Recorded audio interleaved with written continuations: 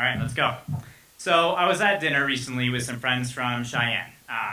Debbie is 70. Her husband worked for Republican administration. They're good, honest people. They're not climate warriors.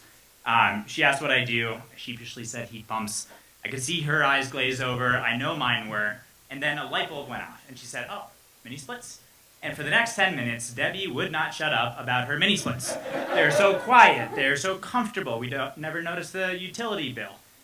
Debbie had one heat pump. She got a second one. She wants a third one.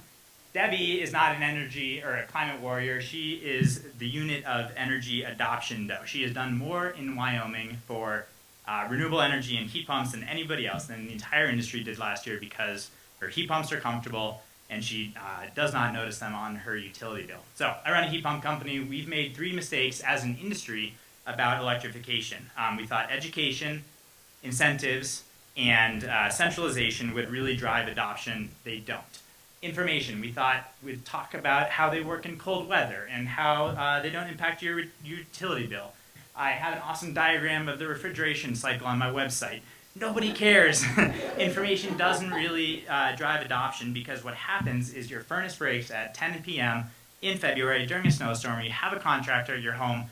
They're pressuring you to make a $20,000 decision. You're furiously reading Reddit threads about furnaces, and you make this decision very quickly without all the information. And so information does not drive adoption, but information is really a trust issue. Will I trust myself to make the right decision? Do I trust you? Do I trust this thing? It's all about trust. And behavioral research has a word for this, or name for this, neighbor peer effects. We're way more likely to do something if our neighbor has done something than to just do it if we see an ad, if we read a study. Those things don't drive adoption, but Debbie cornering you at the local pizza party does drive adoption. Second mistake, incentives. We thought incentives would drive adoption. There's all this money. There's the IRA. There's tax credits. There's rebates. Adoption hasn't really changed. That line was kind of flat. But incentives do help people who are already heat pump curious. Hey, I want to get a heat pump. Oh, there's an incentive. I'll do it. It doesn't actually drive adoption for the much larger group of people who haven't yet asked the question, should I even get a heat pump in the first place? The way we do incentives sucks. I am the CEO of a heat pump company. I cannot reliably do all the paperwork that's required to do all the rebates every single time correctly. It's really frustrating, and it's difficult, and it's setting the industry backwards. Cost is really just a risk question. Will this thing work? Will it work for me in February? Will it work for me at home? Will my wife think I'm an idiot for having put in a heat pump? These are all risk questions. They're not cost questions. But again, risk is helped by your neighbor, is by Debbie saying, hey, I did this thing and this thing really worked for me. Risk does not, it's not a spreadsheet thing, and yet our entire industry is based on scaling things that aren't people. So third mistake, centralization. We thought centralization would unlock scale. So national marketing campaigns, big platform announcements, the Uber of heat pumps.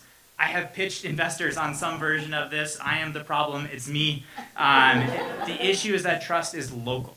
It's the contractor your neighbor used. It's the local community organization who's been there for 30 years. It's your friend texting you a picture of their thermostat. These things do not scale by themselves, but the pattern of trust is repeatable. And so if you can find those patterns, if you can find the contractor that shows up reliably, if you can find that organization that vouches, if you can find the neighbor, those things are repeatable. Galena, Alaska is a really interesting example. They went from diesel to biomass, and they did that for local jobs, for local resiliency. There was huge climate benefit, but that was almost beside the point. And so what we're doing right now in the industry is we're really focusing on how do we make that trust repeatable? How do we tell the story of the local contractor? How do we tell the story of the local organization who's vouching for the thing? How do we amplify the loud neighbor with the mini splits? And this is most important in neighborhoods that do not have cause to trust us yet.